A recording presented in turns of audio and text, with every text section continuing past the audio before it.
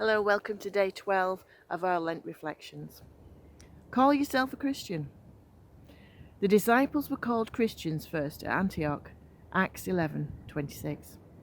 One of the biggest barriers to effective mission in the UK is that many people claim to be Christian. They may have been christened as a child, sent along to Sunday school, been confirmed, taken communion, and so they're Christian, aren't they? Or you might say that you read your Bible regularly and pray and believe in God, and so it follows that I'm a Christian, right? When Paul first arrived in the city, it was to the God-fearers that he preached first. These were the Gentiles who attended synagogue services and who adopted the Jewish code of morality. They believed in God and followed much of the Jewish teaching, but they weren't Jews and refrained from circumcision. These readily accepted the gospel of Jesus Christ and became disciples of Jesus.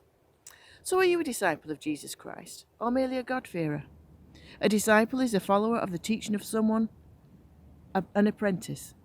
Discipleship and following Christ are used throughout the New Testament to mean the same thing. Paul writes to the church in Corinth, "Be imitators of me as I am of Christ." It is usually easy to tell who is a master craftsman by looking at the work done by the apprentice, because they imitate the style of the master. As disciples, we are called to imitate the ways and works of Jesus. The first commandment God ever gave to mankind was to be fruitful. Jesus said that the way to check if someone was really speaking in his name was to check out the fruit they produce. Matthew 7:16. We are told that the fruit of the Spirit is love, joy, peace, patience, kindness, goodness, faithfulness, gentleness, and self-control. And that's Galatians 5:22. Think about the way in which Jesus dealt with people.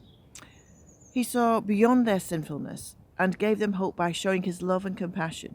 Yet he was not a soft touch either. The early disciples treated people like Jesus had. They spoke the truth, but did so with love and compassion.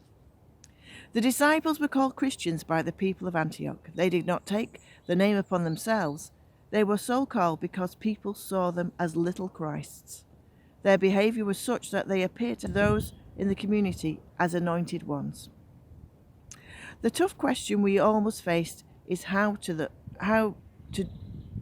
those outside of our church environment see us?